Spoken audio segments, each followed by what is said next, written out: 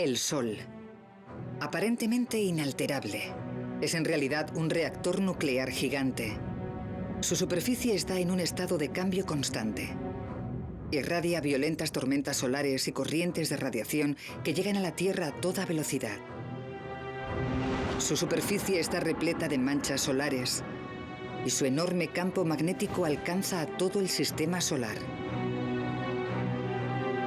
Estamos tan solo empezando a entender el impacto del Sol en la Tierra. Es cierto que causa estragos en nosotros, pero si la temperatura global aumentase, ¿podría ser también nuestra salvación?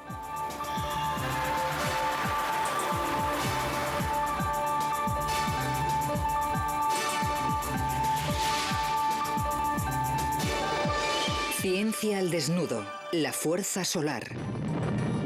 El Sol. Una embravecida bola nuclear de gas sobrecalentado de un tamaño tan grande que más de 1 millón de tierras cabrían en su interior. Y es además el causante de que la vida sea posible en la Tierra.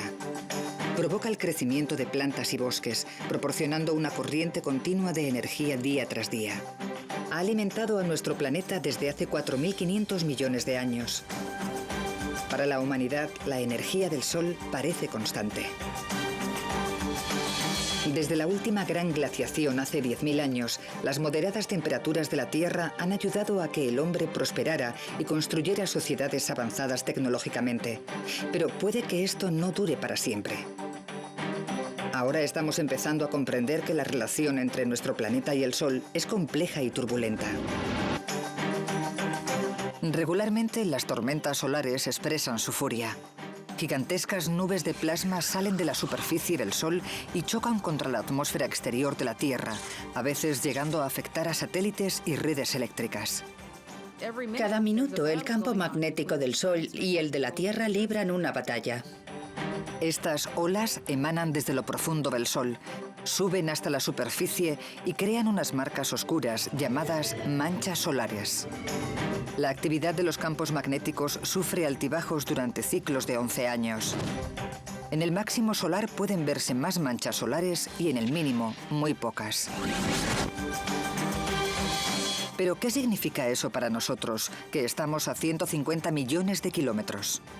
Los científicos están empezando a comprender que esos campos magnéticos pueden influir mucho más de lo que se pensaba y que pueden haber sido los responsables de los cambios que ha sufrido el clima. Según los datos históricos, los cambios en la actividad solar sí que tendrían un impacto perceptible en el clima global de la Tierra. Actualmente se estudia esa conexión entre el Sol y la Tierra para que la humanidad pueda prepararse ante cualquier consecuencia.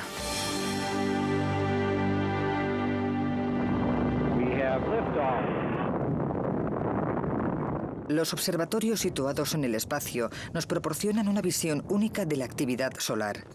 En 2006, la NASA lanzó un par de satélites gemelos de último modelo para estudiar de cerca las tormentas y las manchas solares, que son los signos visibles de la actividad magnética que afectan a todo el sistema solar.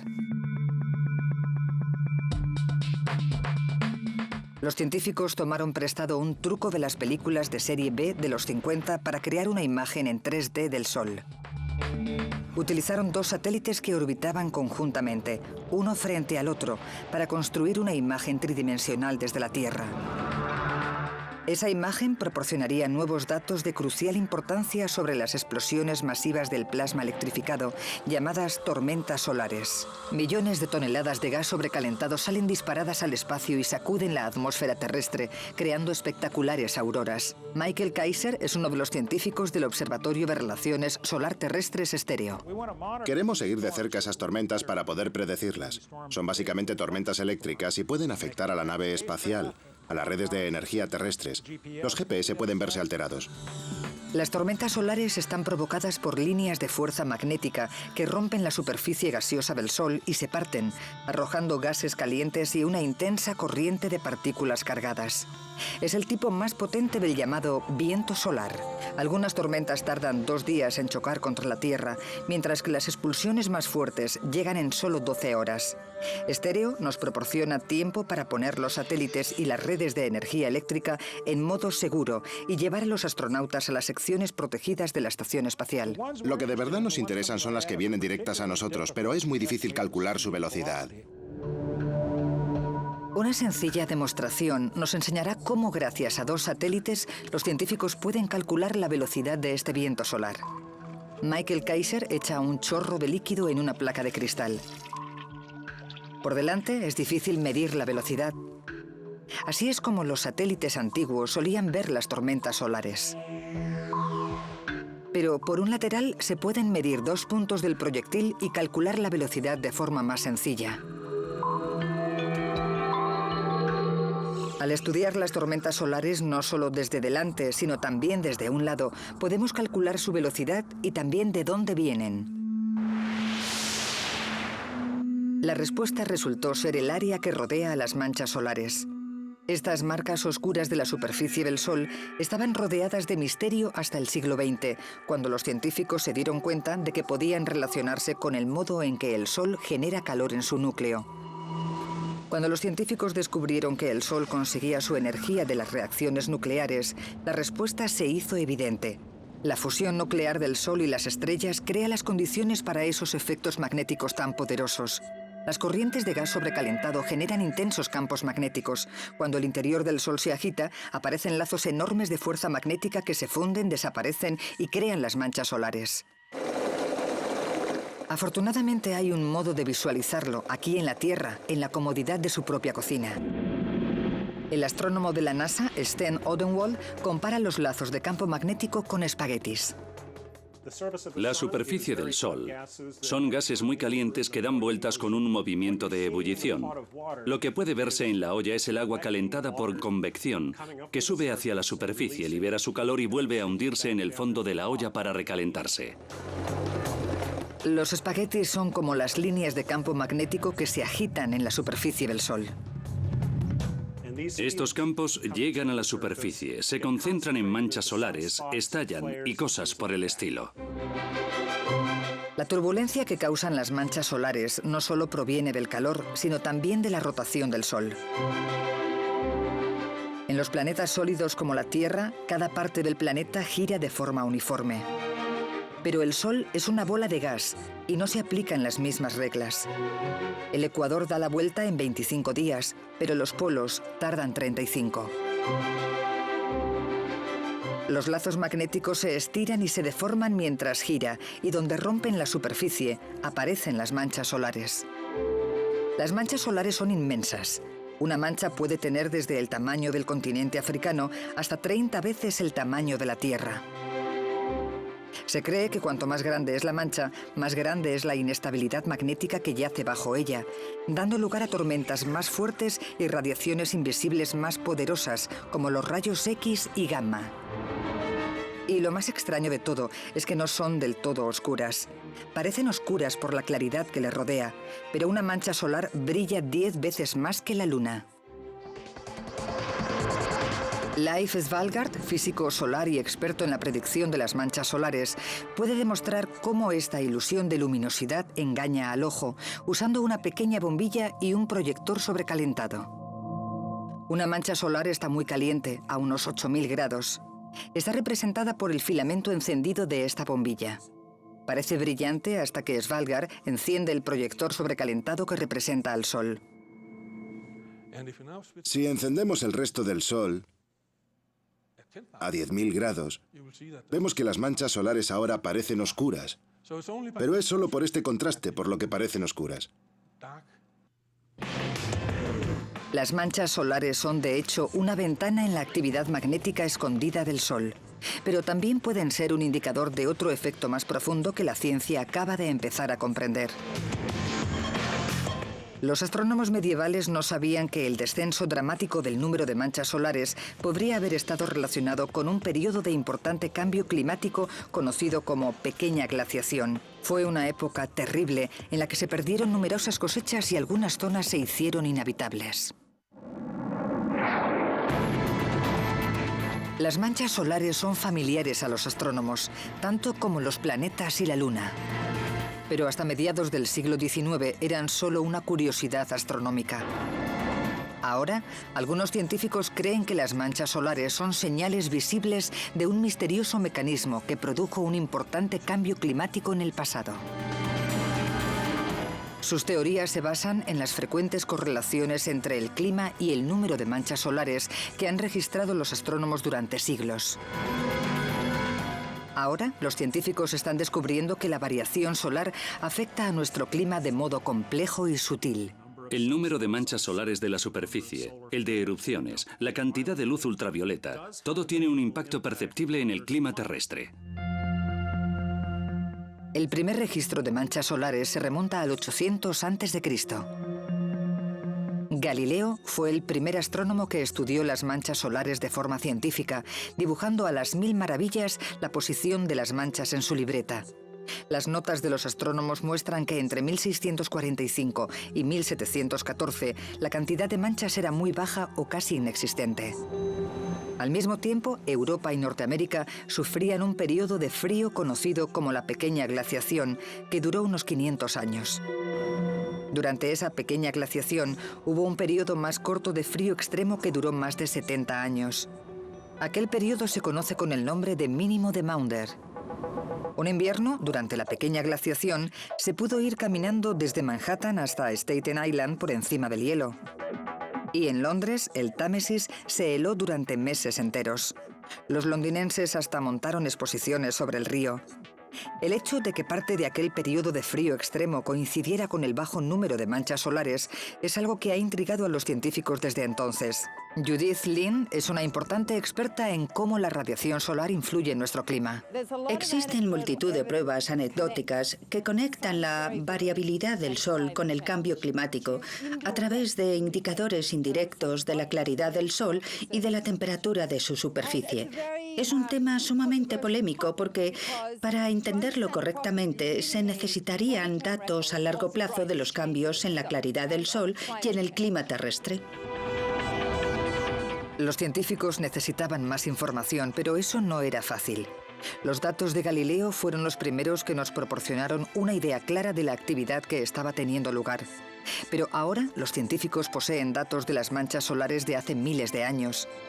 Entendieron que la clave no era fijarse en las manchas, sino en el fenómeno astronómico que a primera vista parecía no guardar ninguna relación con ellas, los rayos cósmicos. Los científicos pensaban que los rayos cósmicos se originaban en el universo como enormes estrellas que explotaban. Partículas cargadas que salían volando a una velocidad cercana a la de la luz. El espacio está repleto de rayos cósmicos. Estos rayos están continuamente bombardeando la Tierra y desde aquí podemos medir la intensidad de esos bombardeos a lo largo del tiempo. Cuando los rayos cósmicos chocan con las moléculas de la atmósfera, producen isótopos como el carbono 14 de los anillos de los árboles o el berilio 10 en el hielo. Miles de años después, los científicos pueden sacar a la luz los datos escondidos de los bombardeos midiendo los niveles de estos isótopos. Podemos usar el carbono 14 para rastrear el ciclo de actividad solar de miles de años atrás. Es algo impresionante. El campo magnético del Sol en el espacio afecta a los niveles de carbono 14 y de berilio 10. El campo magnético del Sol es inmenso. Normalmente se prolonga hasta 13.000 millones de kilómetros en el espacio, pero cuando el Sol está más activo magnéticamente puede llegar a 16.000 millones de kilómetros. Como los rayos cósmicos son partículas cargadas, los campos magnéticos las desvían. Cuanto más activo magnéticamente está el Sol, más rayos cósmicos desvía, dejando menos indicadores en árboles y bloques de hielo. En la Tierra, el magnetismo se ha utilizado durante mucho tiempo para desviar partículas cargadas. Es lo que hacen los tubos de rayos catódicos en los televisores para crear la imagen. Oxfordshire, Inglaterra. En el laboratorio Rutherford Appleton de física avanzada, el profesor británico Mike Lockwood demostrará cómo los campos magnéticos desvían los rayos cósmicos. Un simple rayo de electrones creado en un laboratorio se comporta de la misma manera que los rayos cósmicos al dar con el campo magnético del Sol. Esta caja de cristal contiene un rayo verde de electrones similar a los rayos cósmicos. Lockwood imitará el campo magnético del Sol con 2 espirales de metal. Cuando la corriente eléctrica pasa a través del rollo, se genera un campo magnético. Si subo la corriente, el campo magnético de la bombilla aumenta y el rayo empieza a desviarse. Cuanto más aumente la corriente, el campo magnético será mayor y por lo tanto también la desviación. Como en el experimento, cuando aparece el máximo solar cada 11 años, el Sol desvía más rayos cósmicos lejos de la Tierra. Por lo tanto, el número de manchas solares parece estar directamente relacionado con la cantidad de rayos cósmicos desviados. Todo esto está relacionado con lo que aconteció durante el mínimo de Maunder. El carbono 14 de los árboles revelaba que el flujo de rayos cósmicos aumentó durante aquel periodo, lo que sugiere que el campo magnético del Sol era menos activo y las manchas casi desaparecieron de su superficie. Durante el mínimo de Maunder hubieron menos manchas y un flujo mayor de rayos cósmicos. Y podemos encontrar más ejemplos como estos, incluso en periodos más recientes, donde la actividad solar ha sido muy alta y, como resultado, los rayos cósmicos menores. Cada 100.000 años, más o menos, la Tierra sufre una glaciación importante debido al cambio de la forma de su órbita alrededor del Sol. Nuestra órbita no es un círculo perfecto y fluctúa con el tiempo, acercando o alejando a la Tierra del Sol. Cuando la forma es más elíptica, hay un 23% de diferencia en la radiación solar entre los 2 extremos de la órbita. En este momento es de un 7%, lo que nos ha proporcionado un clima templado desde la última glaciación. Pero, ¿qué ocurre con la influencia del Sol, aparte de esos cambios periódicos en la órbita y la inclinación? ¿Los cambios en el resplandor solar pueden llegar a afectar a nuestros patrones meteorológicos? La respuesta es que depende de la duración de esos cambios.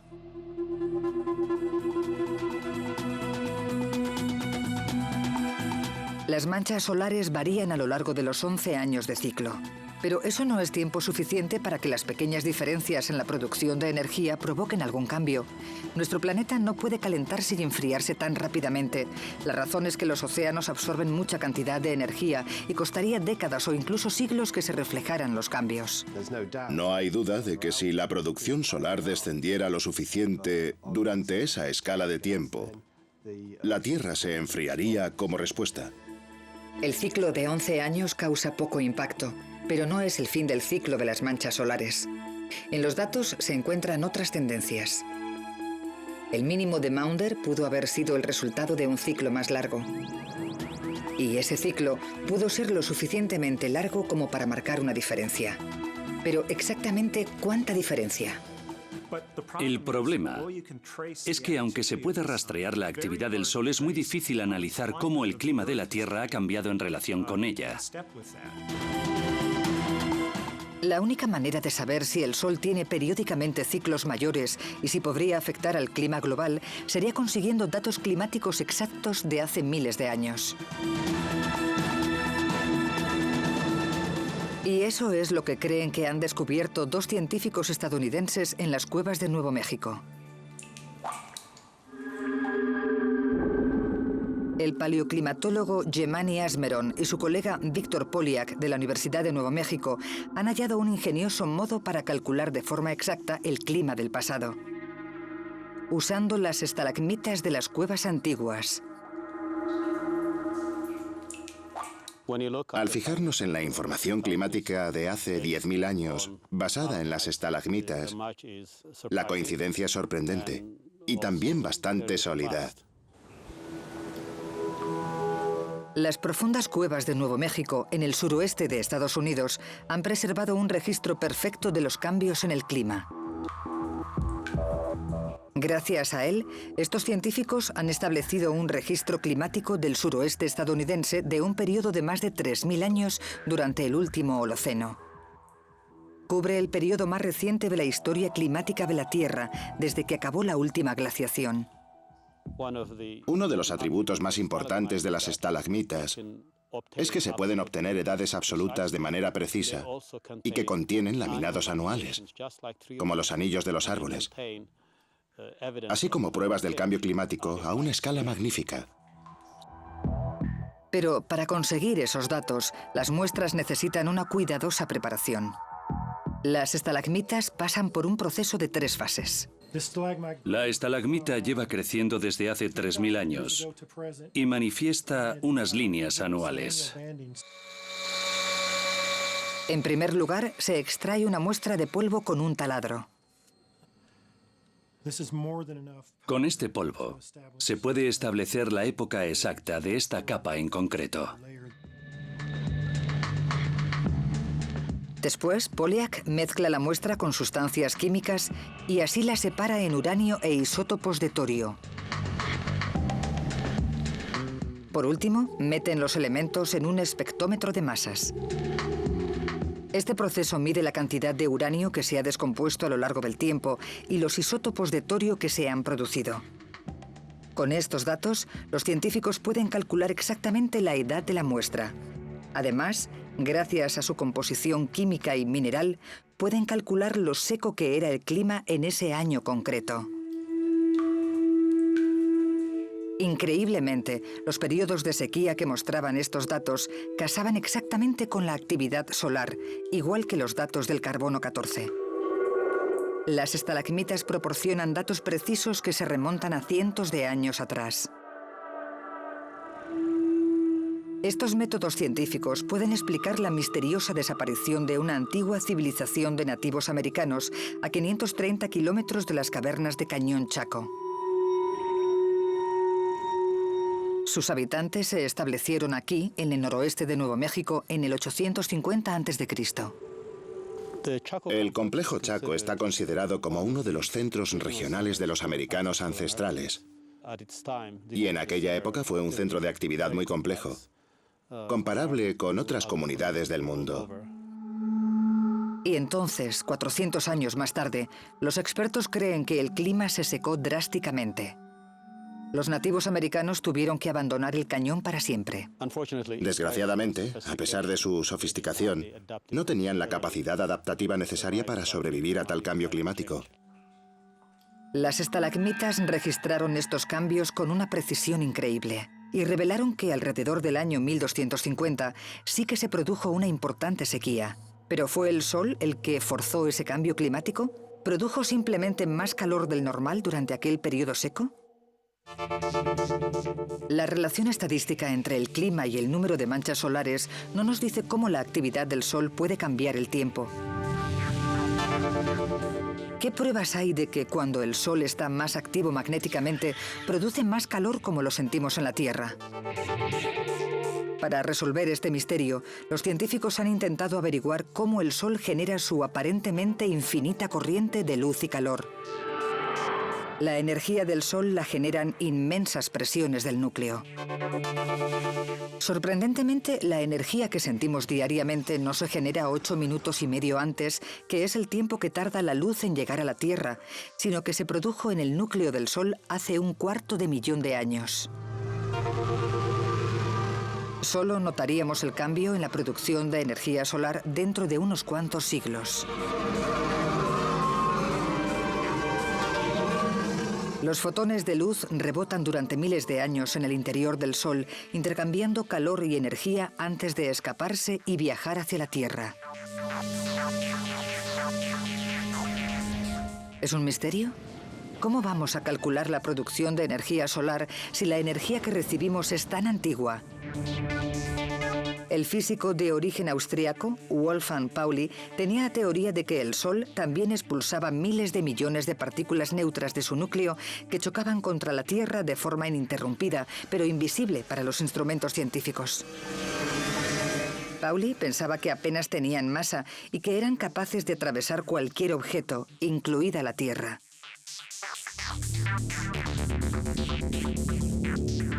Son los llamados neutrinos.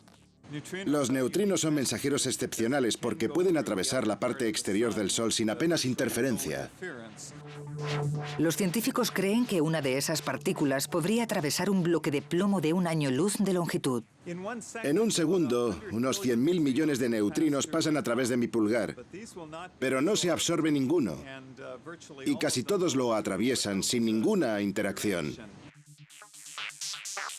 Los modelos solares predecían que la tasa de neutrinos debería ser constante, lo que explicaría por qué la producción de energía solar varía tan poco.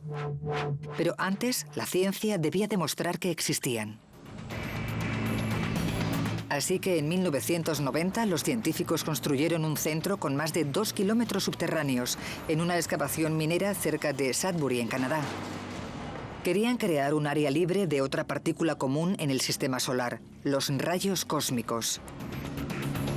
Después de 8 años y millones de dólares gastados, se completó. Probablemente sea uno de los experimentos físicos más grandes jamás concebidos. Uno de los físicos involucrados en el enorme proyecto es el profesor Doug Holman.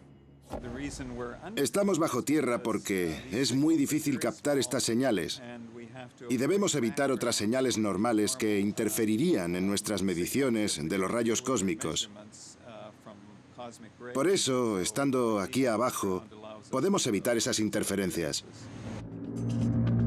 Solo pueden detectar todos los tipos de neutrinos creando un medio especial.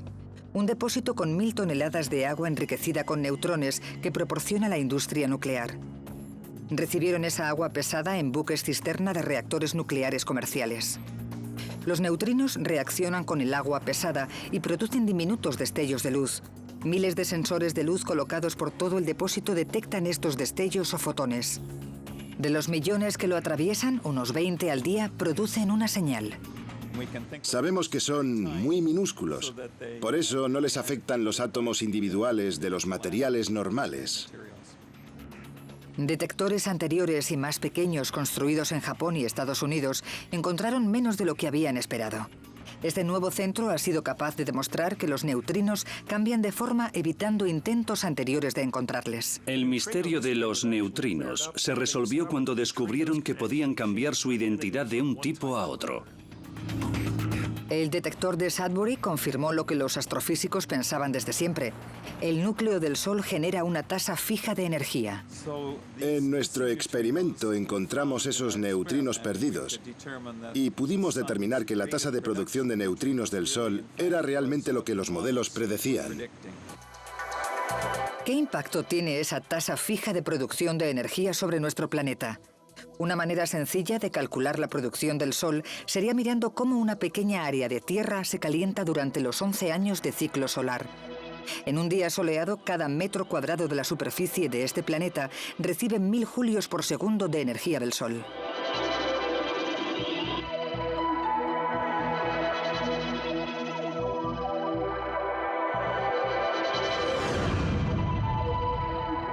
Un modo sencillo de demostrar este cambio en la potencia sería con este calentador eléctrico, que produce una cantidad equivalente de potencia a la que produce el Sol por metro cuadrado. La física solar Joanna Haigh nos demostrará lo pequeña que es la diferencia en la potencia solar. Podemos ver la intensidad que llega desde el Sol, pero durante los 11 años del ciclo solar, esta intensidad varía solo un 10%. Podemos ver lo que significa mirando la radiación que sale de esta pequeña linterna de aquí. Increíblemente, esta pequeña linterna genera la misma cantidad de energía extra que la que genera el Sol en su máximo solar, comparándola con el mínimo solar. Como verán, es una cantidad muy pequeña. Es muy difícil comprender cómo este pequeñísimo cambio en la radiación solar puede tener un impacto en el clima terrestre. Por lo tanto, si como sostiene Haigh, un 10% es demasiado poco para causar un cambio climático, ¿cuál es el mecanismo que está provocando esos cambios en el clima que confirman los datos? Haigh tiene una teoría. Puede que no sea la luminosidad del Sol la que provoque el cambio. Puede que sea otro aspecto de la energía solar, uno que no podemos ver. Quizás algo que aumenta la radiación ultravioleta provocando cambios importantes en el clima.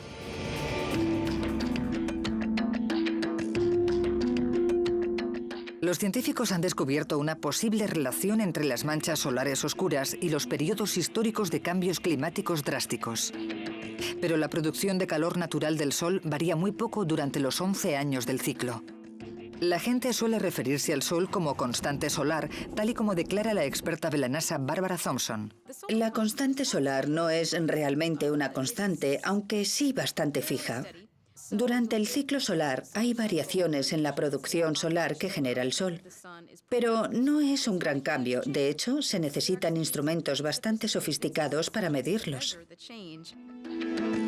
Entonces, ¿por qué hay una relación estadística entre la actividad solar y los cambios históricos en el clima?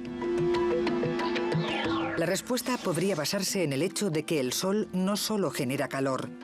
El Sol también genera radiación con longitudes de onda en la parte invisible del espectro, como la radiación ultravioleta tan conocida por los que toman el Sol. En realidad, nosotros no vemos los rayos ultravioleta o las microondas o los rayos X, pero el Sol los genera junto con el calor y la luz visible. Los científicos descubrieron que las emisiones de estas olas invisibles también variaban durante los 11 años del ciclo solar. Los rayos ultravioleta pueden aumentar hasta un 100% entre el mínimo y el máximo solar cuando el magnetismo solar es más fuerte. Es significativo que las últimas observaciones del satélite muestren que el Sol emite más rayos ultravioleta cuando hay más manchas solares. Por lo tanto, cuantas más manchas solares, más radiación ultravioleta choca contra la atmósfera de nuestro planeta. Esta imagen del Sol, tomada desde el satélite SOHO de la NASA, muestra los rayos ultravioleta que se emiten durante una tormenta solar. Y esta es la cantidad de radiación ultravioleta emitida durante un periodo tranquilo de mínimo solar. Si nos fijamos en la región de los rayos X, varía un 100%, así que se duplica entre el máximo y el mínimo solar durante los 11 años del ciclo. ¿Qué otros efectos podrían aumentar la cantidad de rayos ultravioleta que tenemos en nuestro clima? Los UV reaccionan con el oxígeno, el elemento químico de la atmósfera que nos permite vivir y que forma el ozono. Una capa de ozono envuelve a la Tierra, proporcionando un manto de protección. He escrito un código secreto en mi mano, pero no pueden leerlo, ni siquiera si enciendo una linterna. Parece que no hay nada. Sin embargo, si enciendo esta luz ultravioleta, puede verse el código secreto. Lo que ocurre es que la sustancia química que hay en esta tinta solo responde a la luz ultravioleta, de la misma manera que el ozono de la estratosfera absorbe la luz ultravioleta y no la radiación normal. La capa de ozono está situada de 30 a 50 kilómetros por encima de la superficie de la Tierra. Nos protege de los peores efectos de los ultravioleta, pero también juega otro papel atmosférico importante, el de gas invernadero. Por lo tanto, retiene el calor que viene de abajo y actúa como una manta calentando nuestro clima. Cuando la radiación electromagnética alcanza su nivel más alto en el máximo solar, los niveles de ozono de la estratosfera aumentan un 3% debido al aumento de los rayos ultravioletas que reaccionan con las moléculas de oxígeno. La teoría es que este aumento en el ozono, junto con los UV extra, crea una capa cálida que encierra el aire en la atmósfera más baja. Así que si cambiamos las propiedades de la estratosfera, si cambiamos su temperatura o su altura, afectaría a las circulaciones de la atmósfera por debajo. El movimiento de aire caliente de los trópicos mueve las tormentas hacia el norte de los océanos Atlántico y Pacífico, lo que explicaría por qué la pequeña glaciación ocurrió en esas áreas. De momento, los científicos no pueden demostrar que los UV tengan la influencia suficiente como para ser los causantes de algunos de los cambios más drásticos de nuestro clima. No hay duda de que la variación en la actividad solar afecta a nuestro clima. El problema ahora es comprender lo grandes que son estas variaciones. Por lo tanto, la radiación ultravioleta es una posible causa del cambio climático localizado. Sin embargo, un solitario científico británico opina que hay algo más en el Sol que está afectando a nuestro planeta. El físico atmosférico Neil Arnold cree que el mismo viento solar podría alterar el clima. El viento solar lo crea una corriente de partículas cargadas, electrones y protones de alta energía, que el Sol expulsa continuamente, y sobre todo durante los periodos de alta actividad magnética. Arnold cree que el viento solar choca con la atmósfera superior de la Tierra, llamada termosfera, que a su vez remueve el clima de abajo provocando más calor. El viento solar interactúa con la atmósfera superior de la Tierra con mucha libertad, provocando grandes cambios. Esta idea se opone totalmente a la creencia convencional sobre el viento solar. La mayoría de los científicos no creen posible que sea capaz de provocar un cambio importante en el clima. Para entender la teoría, debemos entender cómo nuestro clima mantiene el equilibrio por la rotación de la Tierra y la gravedad. Esto crea un efecto llamado fuerza de Coriolis. La atmósfera de nuestro planeta mantiene un equilibrio excelente. Sin la fuerza de Coriolis, el aire caliente del Ecuador iría corriendo hacia los polos más fríos, desestabilizando nuestro clima. En cambio, la circulación atmosférica viaja de este a oeste por el globo, manteniendo en equilibrio la rotación de la Tierra. La fuerza de Coriolis puede demostrarse viendo cómo reacciona una pelota al hacerla rodar en línea recta en un tío vivo. Esto revela que la pelota rueda con una trayectoria curva y no se cae de la atracción.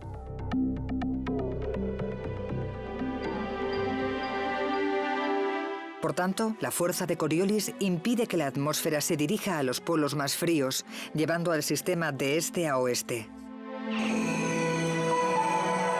Sin embargo, Arnold cree que cuando el viento solar que emiten las nubes de plasma choca con la atmósfera, este afecta a la equilibrada fuerza de Coriolis. El aire caliente se mueve de las regiones más cálidas hacia las regiones polares y viceversa. Toda la atmósfera se ve afectada por el aire caliente que circula hacia los polos más fríos. Según Arnold, todo este movimiento impide que el calor sea emitido de nuevo hacia el espacio, aumentando así la temperatura global. Es una teoría controvertida, ya que las tormentas solares pueden golpear a la Tierra diariamente.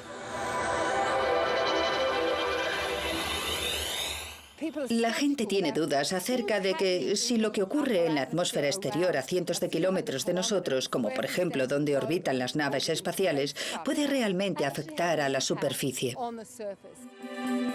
Si las tormentas solares y los rayos UV no son la causa histórica del cambio climático, ¿qué otro mecanismo podría ser el responsable?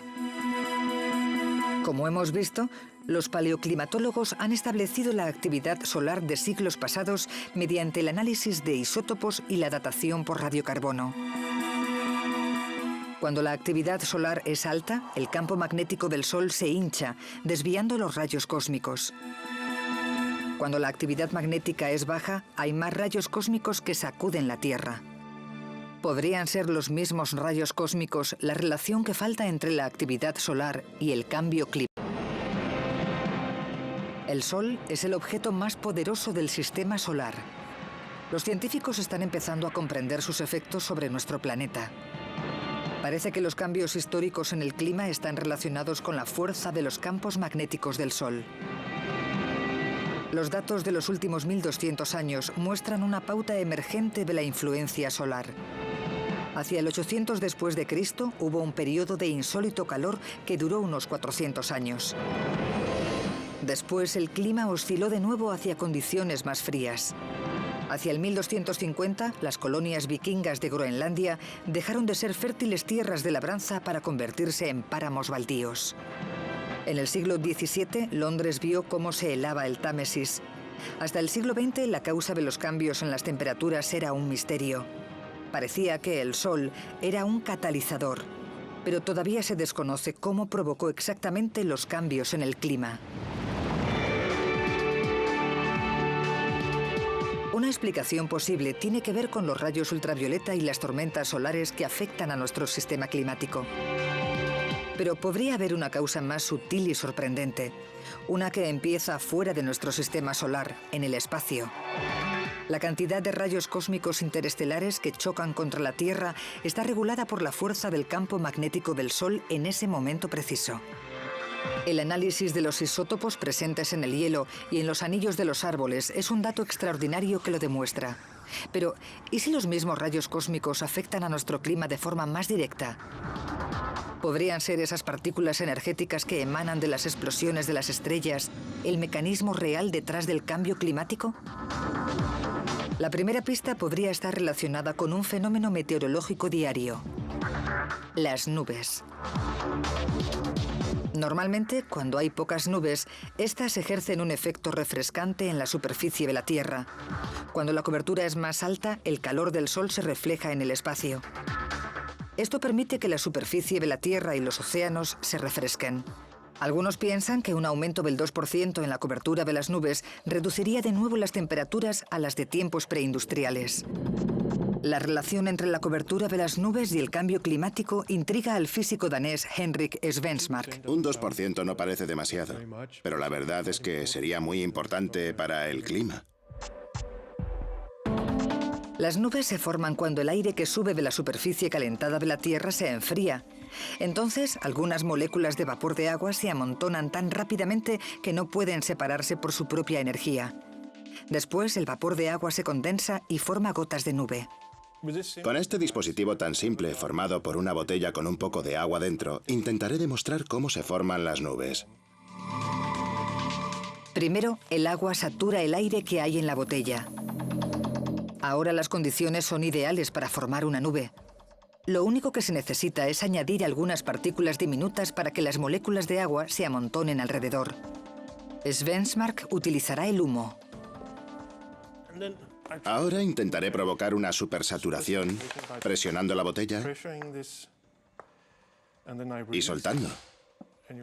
Como ven, cada vez se vuelve más blanco. Esto ocurre porque hay una supersaturación y se pega a estas partículas pequeñas. El experimento demuestra que la introducción de partículas en la atmósfera fomentaría la creación de las nubes. La creación de nubes ocurre de forma natural en nuestra atmósfera. Pero, ¿y si se completara desde fuera de la atmósfera? Svensmark cree que la antigua teoría de que los rayos cósmicos puedan ayudar a crear nubes explicaría los periodos climáticos como el mínimo de Maunder, que fue una época en la que el volumen de rayos cósmicos que chocaban contra la Tierra fue muy alto. Así que habría más nubes en la Tierra, lo que provocaría un enfriamiento de las temperaturas. Para que la teoría de los rayos cósmicos fuera creíble, el equipo debía buscar primero una relación estadística entre la cobertura de las nubes y la variación en el flujo de rayos cósmicos. Analizaron los datos de los satélites meteorológicos desde 1979 hasta 1992. Ese periodo era lo suficientemente largo como para que el Sol hubiera completado los 11 años de su ciclo de actividad. Svensmark asegura haber descubierto que la Tierra tenía un 3% más de nubes en el mínimo solar, una declaración que algunos científicos cuestionan. Los rayos cósmicos son invisibles para nosotros, pero desde este laboratorio especial sí que pueden verse de forma indirecta. Aquí dentro hay una saturación altísima de alcohol. Y cuando una partícula cargada lo atraviesa como un rayo cósmico, se crea como una estela de pequeñas gotas. Hay muchísimas. Es posible que unas 140 partículas me golpeen cada segundo y pasen a través de mi cuerpo. Como con cualquier teoría, Svensmark necesitaba pruebas para respaldarla. Tenía que demostrar cómo actuaría un rayo cósmico en el aire saturado del laboratorio. En 2005, su equipo de científicos daneses diseñó un experimento para ver si los rayos cósmicos podían ayudar a crear nubes.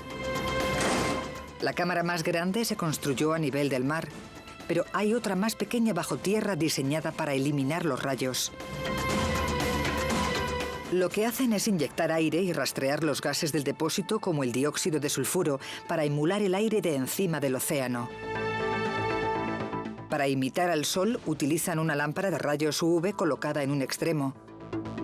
El último elemento no necesita ninguna ayuda. Los rayos cósmicos atraviesan la cubierta de acero sin problemas. Como los rayos cósmicos quitan los electrones del aire artificial, se forman grupos de moléculas alrededor de estas pequeñas partículas cargadas. Este núcleo de condensación de la nube se registra en un contador especial. Puede que los daneses hayan demostrado la primera fase de la formación de los núcleos de condensación de las nubes. Pero necesitan demostrar que las partículas pueden crecer más antes de formar las gotas de agua. Y eso requiere más investigación y en condiciones más controladas. Esa investigación está planeada para el 2010 y tendrá lugar en el CERN, en Suiza, donde se encuentra bajo tierra el acelerador de partículas más grande del mundo. Se lanzará en el aire saturado una corriente de partículas aceleradas que simulará los rayos cósmicos.